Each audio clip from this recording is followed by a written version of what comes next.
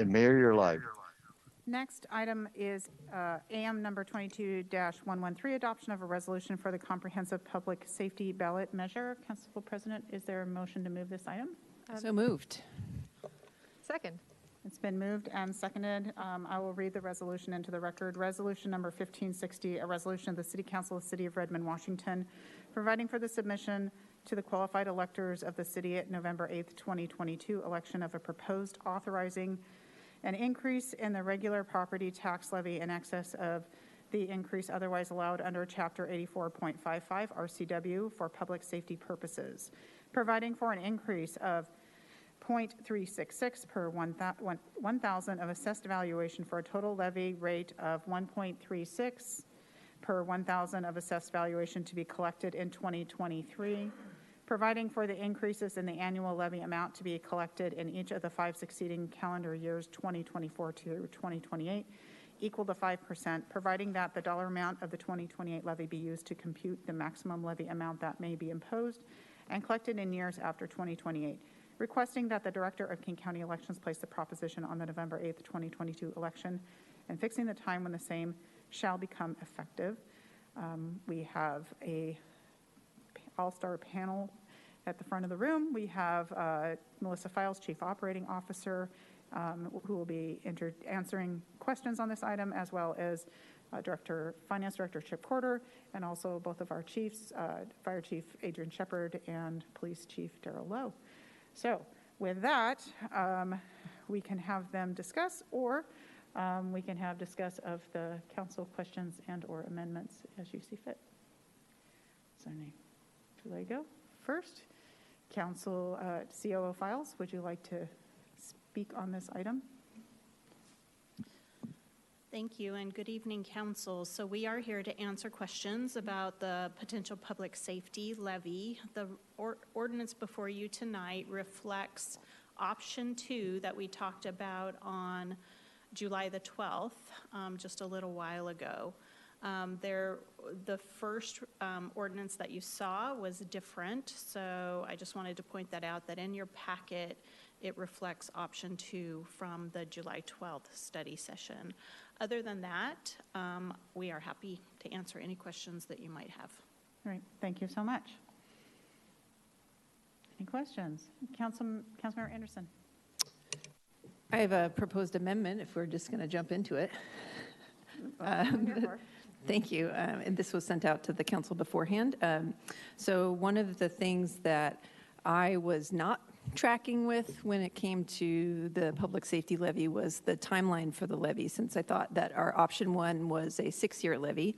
I spoke with Mr. Corder, which really appreciate the opportunity to speak to him a little bit. And I understand now that all of the options, or at least the scope of what we're looking for, the financial objective that the city needs to achieve is to fully fund the proposed services for 12 years.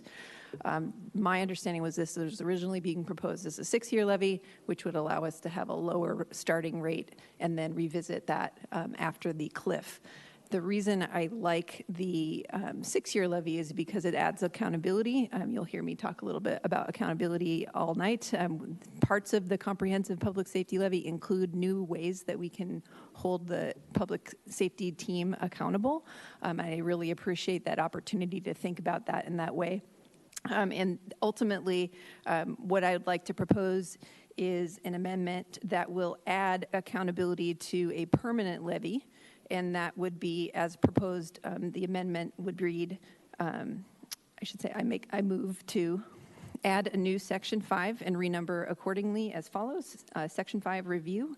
If the ballot proposition set forth herein is approved by the voters, the mayor and city council will review and evaluate the financial performance of the public safety levy funds prior to adoption of each biennial budget. And by March 31st, 2028, the mayor and city council will review and evaluate the maximum levy amount that may be imposed and collected in years after 2028. So that will have essentially the function of us revisiting after the escalator stops adding value to the levy. It's a good financial practice in general to kind of monitor those funds and make sure that they're being spent in the ways that we intended them to be. So that is the background of that, and I made that motion. So, Is there a second for that motion?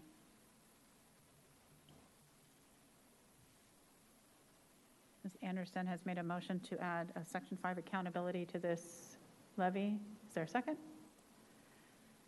Motion fails due to no second. Okay. Others, Council President Forsythe? Thank you. I move that the following language be added to the resolution. Whereas the City Council must review every 2 years the organizational performance of the mental health and behavioral health services and crisis response resources supported by the latest program data and community feedback to ensure the primary intent of a holistic approach to public safety is achieved. Items to be included for consideration are mental health and behavioral health first crisis response approach, a regional-based approach, and a community responder partnership. Is there a second for this item? Second. It's been moved and seconded. Council President, would you like to speak to this item? Yes, given the many concerns we've heard from our community members about the structural organization of how this program is being developed, I think this is a way for us as a council to check in and do our due diligence to ensure that the program is living up to our goals of ensuring that the mental health element is being properly addressed, and we're ensuring that the highest level of safety and health is being maintained for those calls that are for mental health purposes, making sure that our community members are feeling safe when those mental health crises occur. And this just gives us more touch points to ensure that we are building this program properly and checking in on a regular basis to how we're doing against the region, what community responder partnerships might look like, and just continuing to strengthen and grow this program.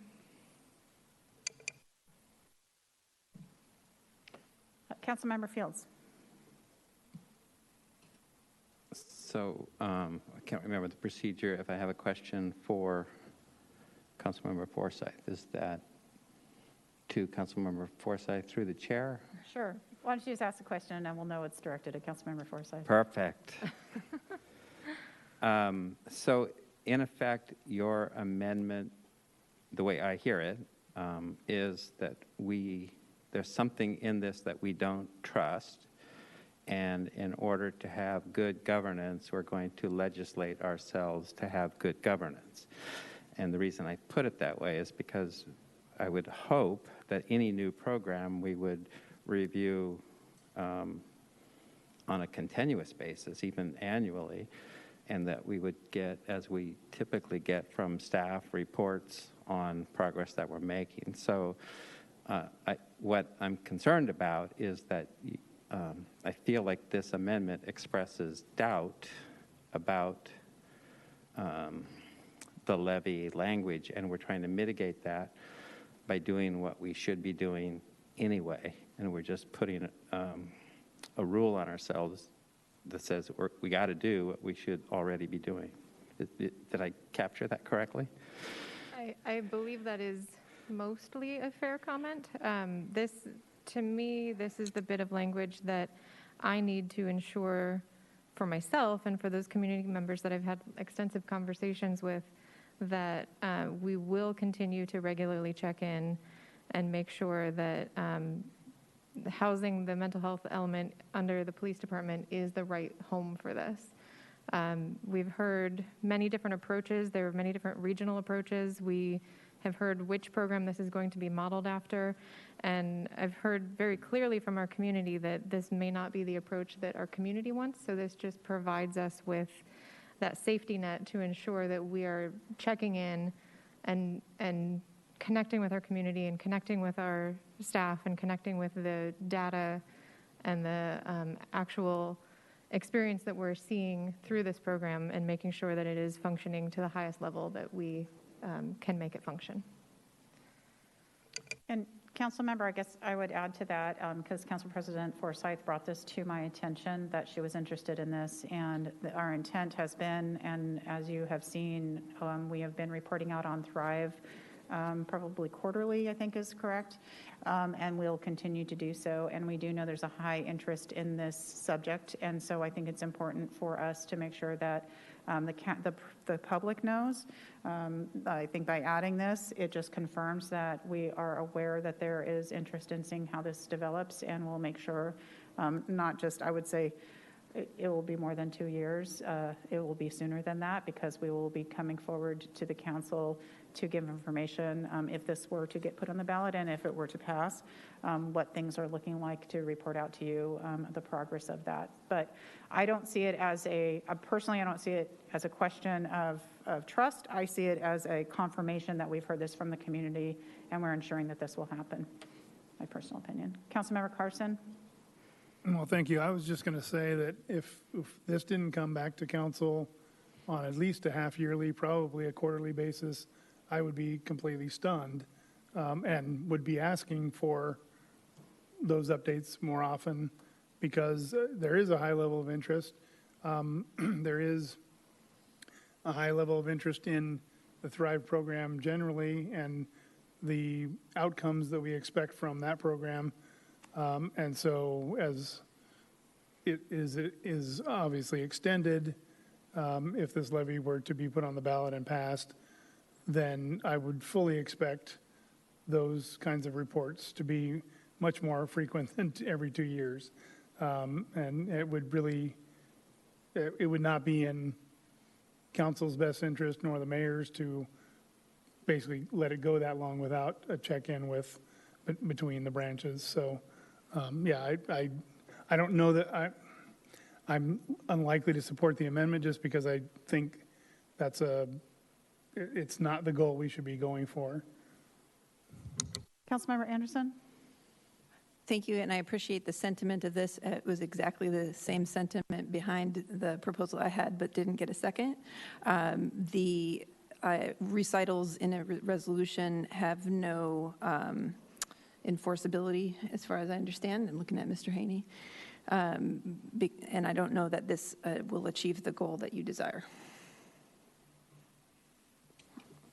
Mr. Haney?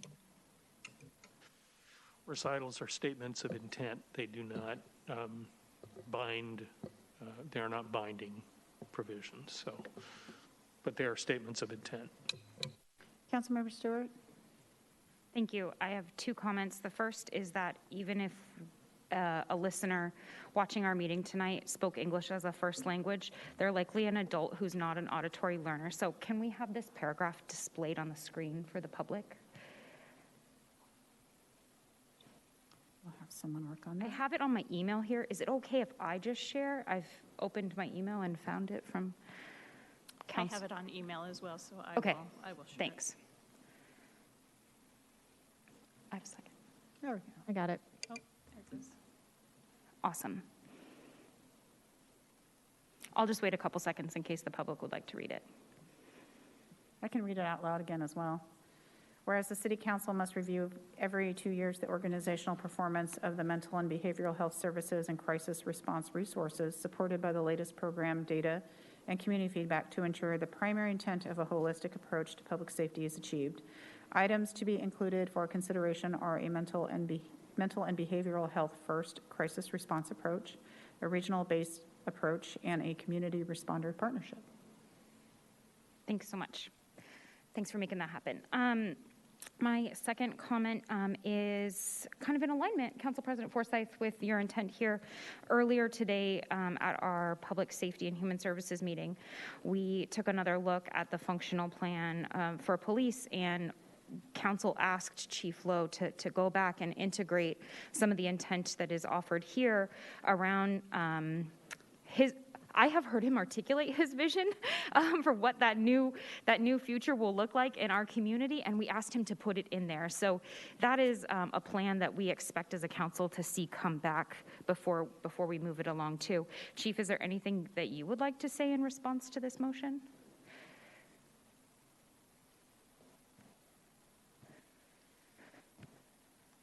I agree with the intent behind the motion, and not to wordsmith it or change it, but as I've listened to the comments and concerns, what I would commit to is that in the police department's annual report to have a report out to include these details. Much to Councilmember Carson's comments, we would report out on a quarterly basis as we do with Thrive, and much like today's committee report, to include the mental health response and touches that occur. So it would happen organically, but if we want it memorialized, then I'm more than happy to put this exact language or this similar language in the functional plan and then commit to ensuring that these data points are identified in the police department's annual report. Thank you. I absolutely can support this motion because it is yet another place to document our intent. So I'm happy to support this motion. Thanks. I'm going to go to Council Vice President and then Councilmember Anderson. Yes, given the discussion, I would ask whether it would make sense to change the word every 2 years to annually or something more frequent, just to be able to align that. I will also agree with Councilmember Stewart's point. I think we've gotten some feedback from the community around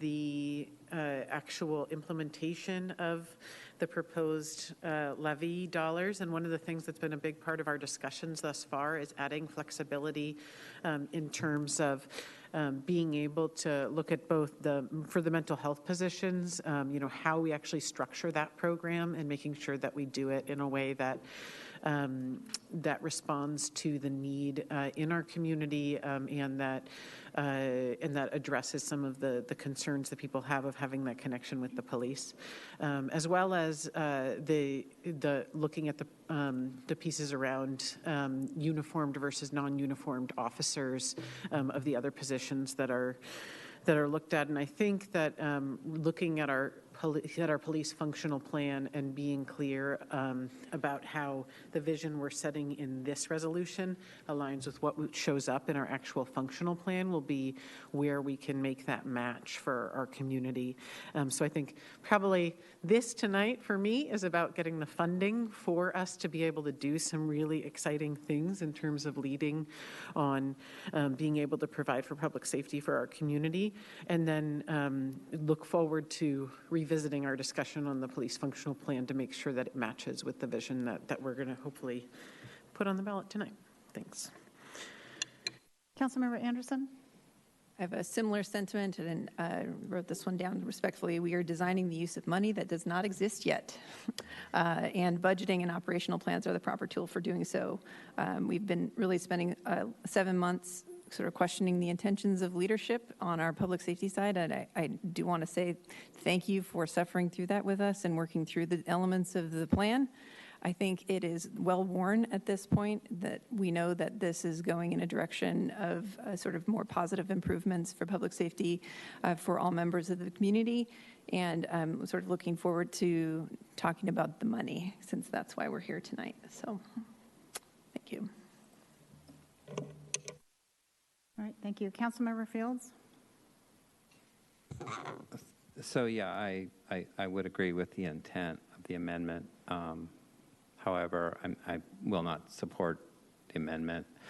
I think Councilmember Anderson said it correctly when she said that the real place for these kinds of discussion is in the budget process, and how we allocate funds, how we describe expenditure restrictions, how we put provisos in on monitoring our budget decisions. Those are things that are in front of us in the months ahead. That's where they belong. I think this is a confusing, from my perspective, a confusing levy already. Adding this language, especially just to win votes, which is what I'm hearing. Nobody said that, but that's what I heard, is not the correct thing to do. We are better than that. We are a very sophisticated city government, and we should put the right tasks at the right time. Council President, excuse me.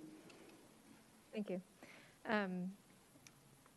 This amendment was not designed to win votes. This amendment was designed to ensure that we have checks and balances within this levy and to ensure that we are continually improving upon it. There's been a lot of talk about why aren't we doing a regional approach for the mental health services, and the intent here was to open that door and make sure that we have that check-in and we are able to continue to have those conversations. There's been a lot of conversations about, is the police department the right place to have this program? And I've heard a commitment from Chief Lowe that, let me build the program and we can figure this out. This amendment was designed to ensure that we have that opportunity to, again, have that check-in. So for me, this is good governance in the way that we are building into this a structure where we can continue to grow the program, continue to learn from what we've established. And yes, I agree that we will be getting these check-ins more frequently and more regularly. But as we know, once things get going, we can tend to get complacent in how we continue to review and analyze some of these things. And this, to me, I made this motion primarily based on the fact that this is an assurance to our community that we are going to live up to our values and continue to check in with all departments involved and make sure that we are holding ourselves accountable to what the community is asking for. Councilmember Khan?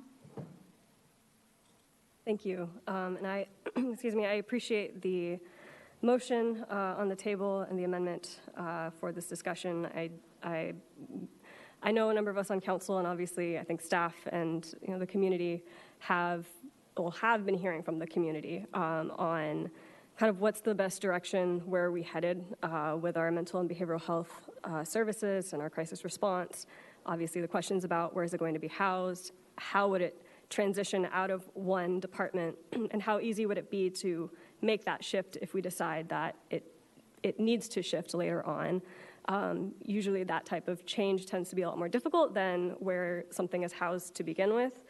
So being able to have those discussions is absolutely vital. And at the same time, I have a hard time putting a promise out to the community if there's no true check put in place. I appreciate the intent for checks and balances, but to me, checks and balances are in line with what is enforceable, and I do not believe, as we just heard from our city attorney, that this, as a recital statement, is not binding. It is a statement of intent, which I would normally be gratefully in support of, and I trust our city to come back to us with those reports, but I would rather have something in a document that would allow that assurance in the long term. And I don't know exactly which documents those are. Maybe it is the functional plan, the police functional plan, maybe it's in the budget, maybe it's somewhere else. But I would really like to see where that would end up in a more binding way to ensure that our assurances are merited and not just words. So for that reason, I will not be supporting the amendment.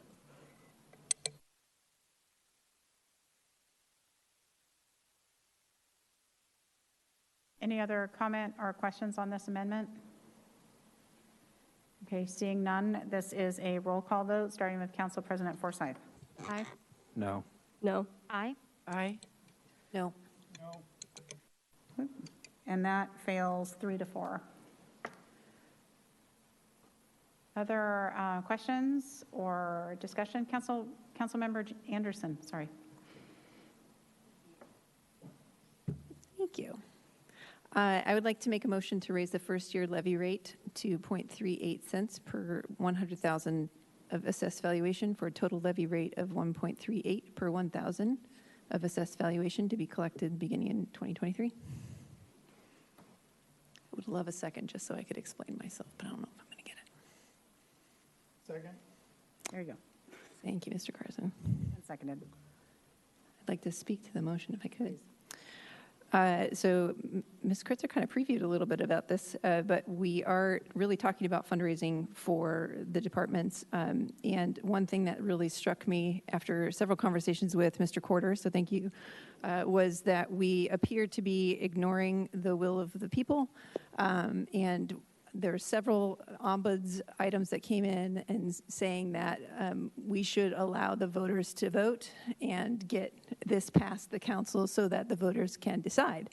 And it struck me that we were not using the agreed willingness to pay amount that we told them we would be asking them for at the time in the community survey. I have a link that I can put into the chat. Actually, I'm not logged in. Sorry. It's on page 4 of the Topline results from the EMC survey, where we asked the community if they would support a levy of 38 cents, which would collect $1.65 million for public safety as proposed. All of these elements have sort of been in the works for several months. And one thing, in terms of what our job is tonight, is to put a measure on the ballot. Hopefully that it would be supported if you support this, or you can choose to vote no if you're a voter. But ultimately, it struck me that we were not maximizing the amount that we could ask for based on the survey and the time we spent developing this need in the community. So ultimately, the other piece of the information that really helped me was that the intention is that this is a long-term levy as opposed to a 6-year levy where we would come back and potentially add another tax in the future. So ultimately, this will structure these personnel that we've had ask for a longer period of time than I understood. I apologize for not catching the bus earlier.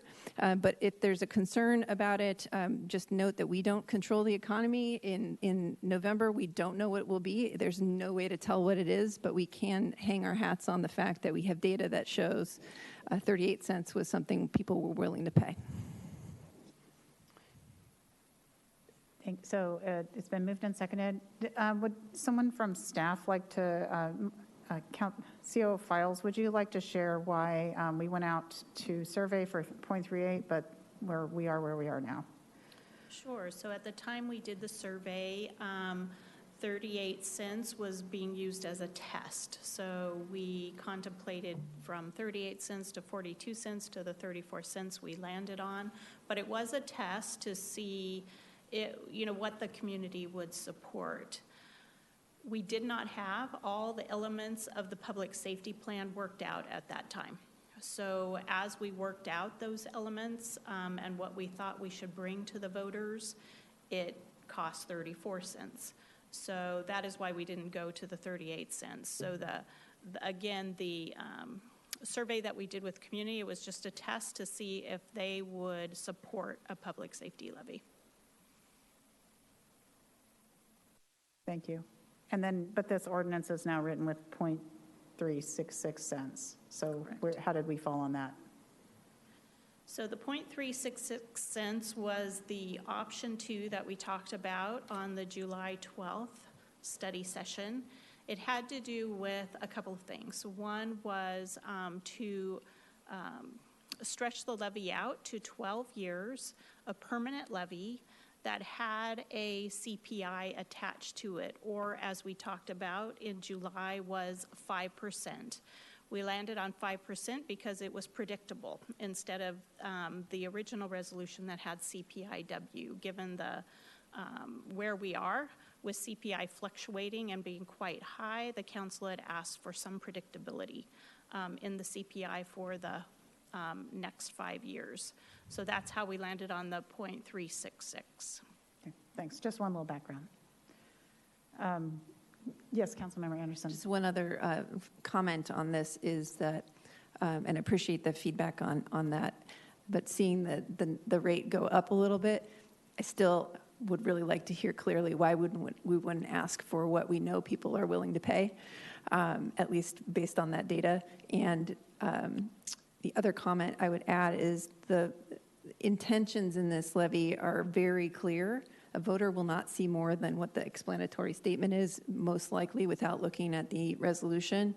So we're really opening up opportunity to relieve pressure on the general fund to do more things. For example, human services, Vision Zero, other types of things that we've been talking about in public safety, housing protections, those kinds of things. So think about it in terms of what that revenue could do for us. It's a marginal cost more than what was projected. It's about $900,000 is what I can compute. So a small change first year. And ultimately, I would be more than willing to pay. So. Councilmember Fields? Thank you. So COO files, you described the outreach you did to sort of test the willingness of voters or taxpayers, what they might be willing to do, which I applaud. I think that the value proposition, the entire question, here's what you get, here's what you pay, is important. And I appreciate the work that you all did to do that. But we are in this really strange, fast-changing, dynamic world. And Director Corder used what I thought at the time was a reasonable average home value of $1 million. We have heard testimony, we've got emails, and I can personally tell you that my home is average or less, and the current appraisal from the county is $1.4 million. With that change in what's likely to be the value that we use to assess this 36 cents, or is it 34 or 36, can't remember, is going to be a lot higher than what we assumed in revenue some 4 or 5 months ago, or whatever it is. How does that play into the value proposition? People are going to be, it's not going to be $320. I'm certain of that for the average home. It's going to be $500. It's going to be $550. That's my opinion, obviously, but it's also based on some pretty, I'm pretty confident in the information that I've seen lately. So how does that play in?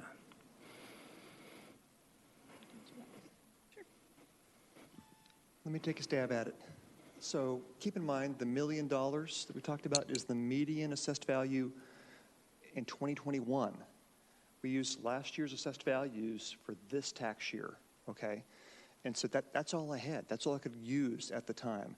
They're still in the process, they being King County Assessor's Office, assessing people's properties.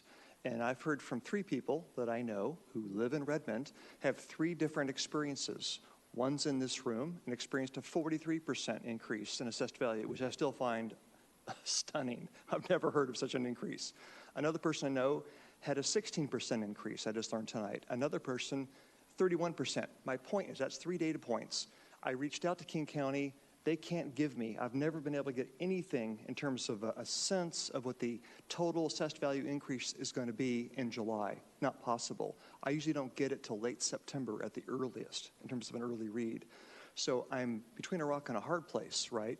In normal years, when assessed valuation is going up maybe 4 or 5%, you disregard it, right? You don't worry about it in terms of trying to estimate the levy rate for the coming year. That's my challenge. And so my guess is that a total assessed valuation is going to go up significantly. And I'm just basing that on my own experience where I live out in North Bend. But I can't get good information from King County. And so our challenge is when we came up with the 34% rate, that was early on in the process, and that was using 2021 assessed valuation, not 2022 assessed valuation, because it was in the early part of this year. So just a quick follow-up. There was no criticism in how you did it, in what I was saying. I'm just trying to give a little context. And I totally appreciate, as you described, the rock and the hard place. I guess the question is, and I'm addressing the amendment on the floor of raising the rate, which to me, there's no way I'm going to support raising of the rate when I already think, as I've described, that based on the information you had to use, were already too high. So that's really the point. There was certainly no intent for me to say, you didn't do a good job. You did exactly what I would do or anybody would do. But I think it's a changing world. Just two quick points. One is the 34-cent levy rate that you initially saw back on July 12th in that resolution, okay, that was, it can vary. It depends on the structure. What drives it are assessed valuation assumptions and how you structure the levy, okay? And so that can cause the rate to go up and down, just depends. And so if assessed, I'm just making this up, let's say assessed valuation overall in Redmond goes up 20%, okay? Then that means you really can bring the rate down for 2023. But like I said, I can't even get a sense from King County what the overall increase. My best guess is it probably is at least 15 to 20%. But I don't, like I said, 3 data points isn't enough to form a decision or really to base a decision on. Councilmember Stewart? Thank you. Just a point of information, because this we've kind of had this conversation with Director Corder before, but Director Corder just said that the median home price in Redmond in 2021 was $1 million. That means that 50% of residents who own their homes in Redmond have an assessed value under that $1 million, and 50% have it above. So it's different than the average. It's not, the main experience that all of us are having in this room. We wouldn't be able to characterize that by using the median. Thanks. Thanks. Councilmember Kritzer. Vice President, excuse me. First of all, just wanted to say thank you to Councilmember Anderson. I appreciate the intent of this motion. And I also appreciate the points that Councilmember Anderson made about why, in general, I believe that it makes sense to give voters the opportunity to fund this and looking at that willingness to pay. I would say, I think, in terms of this discussion around the levies, the way that it will be structured in the average homes in Redmond, or the median home rate in Redmond, I think one piece around the way that this would work is that unlike many of our regressive taxes in Washington, where if everyone pays the same amount, then actually the lower income you are, the higher percentage of your income you pay. Property tax is actually a mechanism in which if people have a lower home value, they will pay less for this. And if they have a higher home value, they'll pay more. And we'll all kind of do our part in a proportionate way. But I would say, while I appreciate the intent of the amendment, I think given that we spent the time, we know that there was interest up to 38 cents, but we've taken the time to really suss out over the last many months exactly what we want to include and what we can promise to voters and how much we can deliver on, and to have that exact rate, that if we can do it for 36 cents, then I would say we should stick with the proposed amount.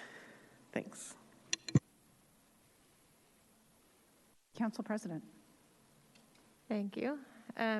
Just circling back on the home value evaluation, is this always going to be based on the prior year's evaluation for the taxable amount, or is it going? Yes. So for example, as King County goes through assessments throughout this year, okay, that'll be the basis for calculating the tax rate for next year. And they don't finalize that until, they don't finalize assessments until end of November of this year. And then we don't find out what the rates are until like January the following year. Thank you. So I yes, appreciate it. it's a 1 year based on the prior year. I appreciate that. As a renter, I'm not aware of how that works, so I appreciate the explanation there. I too am having a hard time being able to support this. I understand the intent of going out and asking the question of how much voters would be willing to take on. I'm still even struggling with asking the community to take on this additional 36 cents as it is, given that we are seeing such high interest rates and such strain on individuals and in their pocketbooks.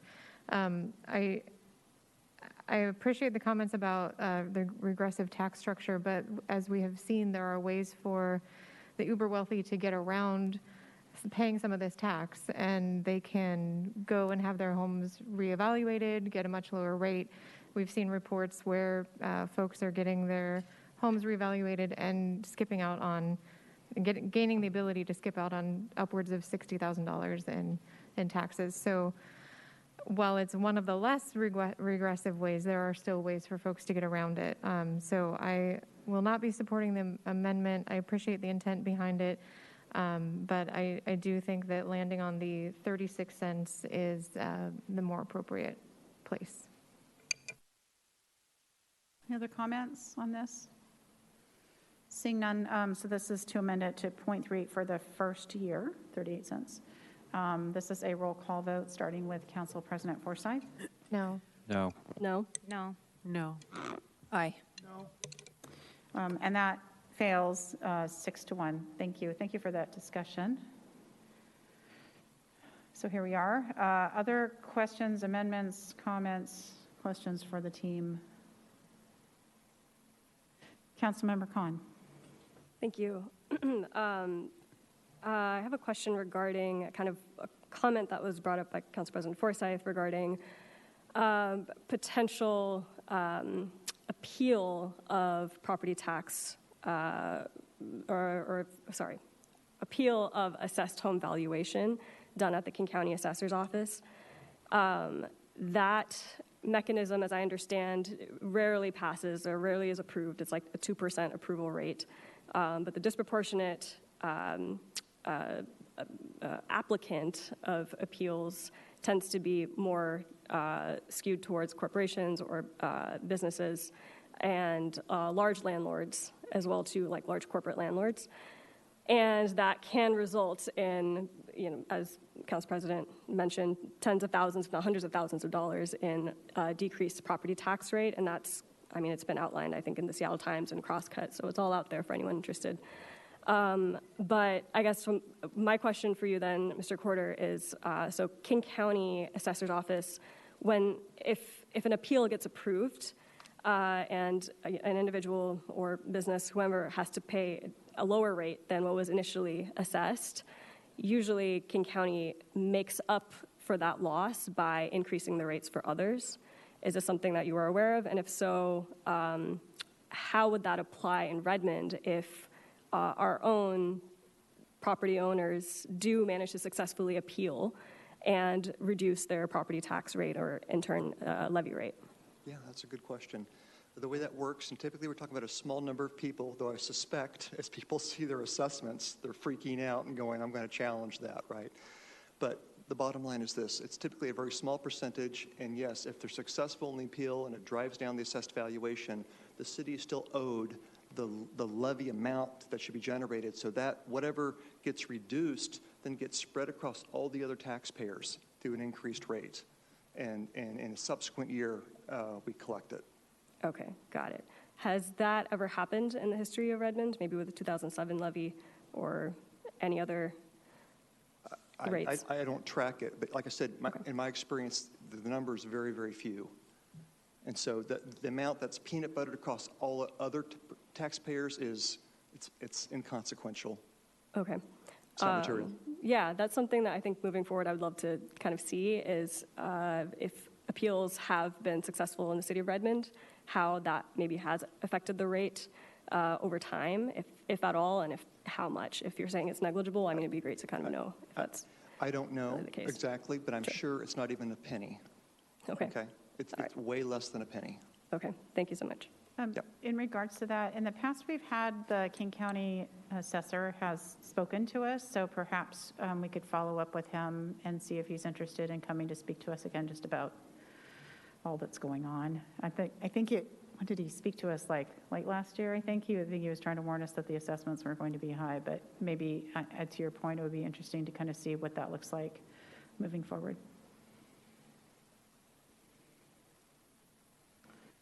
Any other questions on this resolution? Changes, comments? comments? Did you say hand? No, I said just and comments. I saw Council Vice President Kritzer and Councilmember Fields. Yeah, just on this resolution as a whole, I appreciate all of the work that our staff has done, all the input from our community, especially thanks to our chiefs for the many hours of study sessions, as well as COO files for the work on this, and Director Corder. And really appreciate the input from our community members, some of which provided edits that we put right into as line edits in some of this ballot draft language to really make sure that what we're doing is resonating with our community.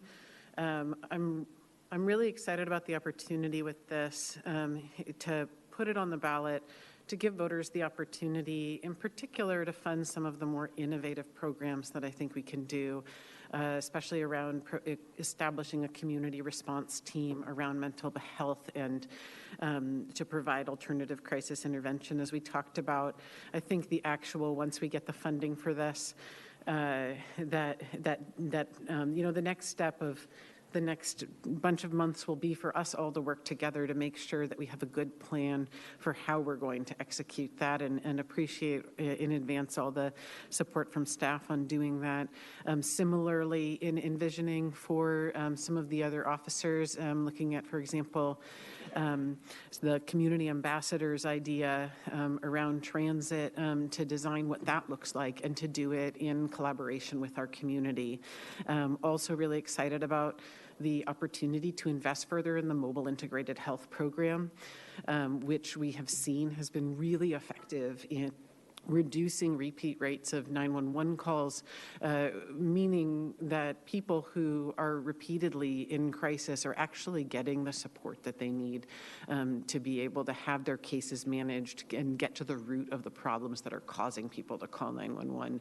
Right now we have one super dedicated person who's doing that, Ms. Downs, and would love to be able to see more support for that program, as well as the other great work for our firefighters. And to be able to just really fund the key pieces that make Redmond a great place to live, and to make sure that, since we can see that our growth is projected to continue, that we have the resources in place along with the plans that we design to be able to get there.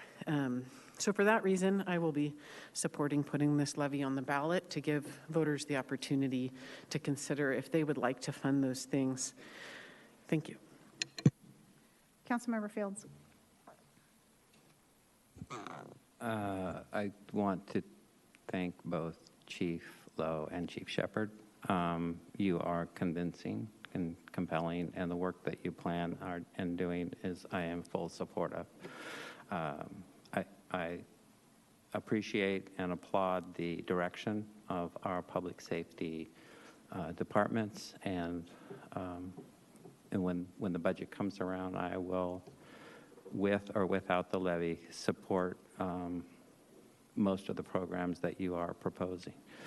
I will be voting no on this levy. I appreciate Councilmember Kritzer's sentiment that the voters and in a democracy should decide.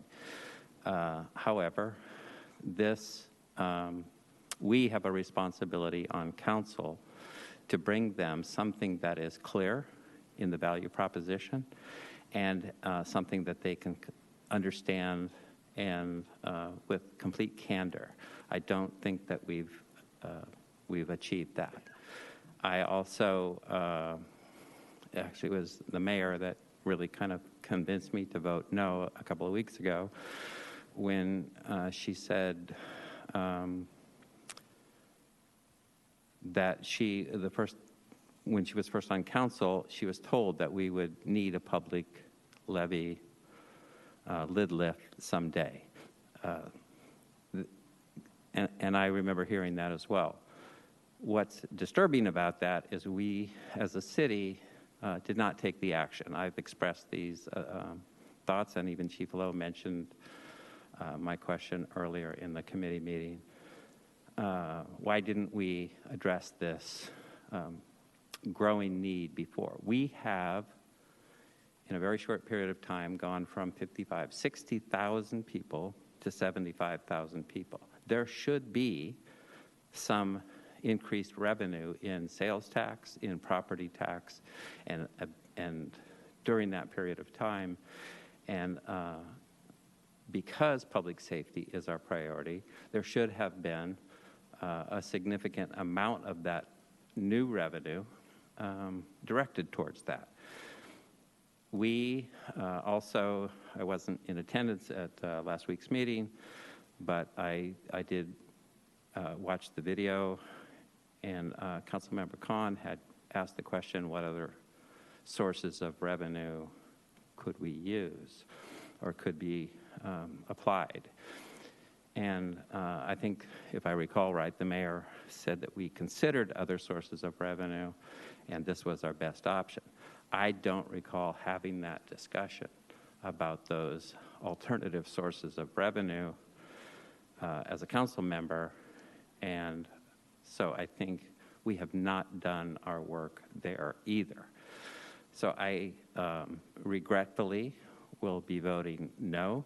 I would expect that if it does pass council tonight, which I think it will, and fails with the public, if that's how it turns out, I would hope that we would bring back, after we go through the budget process, a more candid, a more directed, and a more targeted levy, perhaps in the next year or the year after. So that's where I'm at. I appreciate everything that you've all done. Mr. Corder, thank you. COO Files, thank you. But I've thought about this. I've agonized over this decision, and I will be voting no.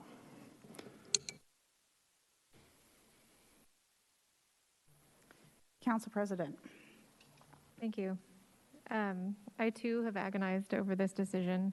I feel it is a very difficult time to be asking the voters for more money, especially given everything that's going on in the world right now and our economic state.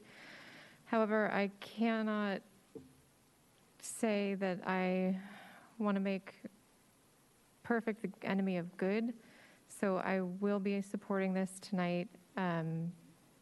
I do think we've made a lot of good within this levy, and we've worked hand in hand with both chiefs to ensure that what we are hearing from the community is what we will be seeing as the outcome and the results within this levy.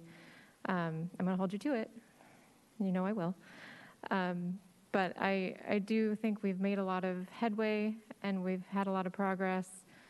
Whether or not this will pass, I'm not sure, given with the community and the way people are, looking at their income and what they can spend, and given the rent increases and what this might do to that as well.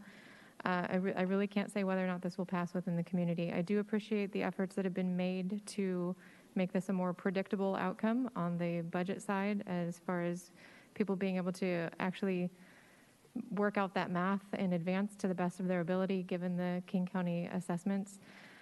So I applaud the work that's been done on the city staff side, and look forward to seeing what happens this fall, if it's voted in the affirmative. Any other comments, questions?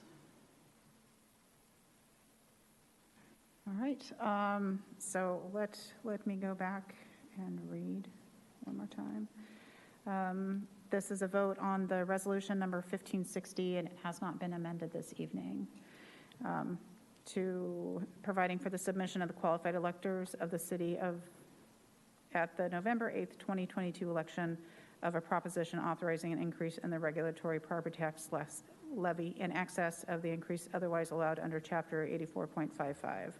And I will not read the rest of it because I have to save my voice for the next few things. So this is a roll call vote, starting with Council President Forsyth. Aye. No. No. Aye. Aye. Aye. Aye. And that passes 5-2. Thank you all very much for the very thoughtful conversation on this. I just want to say a couple of things. One, thank you to my team sitting at the table down there. They've worked excessively hard to put together a package that we think the voters will approve, but we have some work to do on that, or I have some work to do on that, as well as the community. But I do want to thank you all for your diligence, for your outreach, for meeting with all kinds of groups out in the community. I really appreciate all of the work that you've put into that.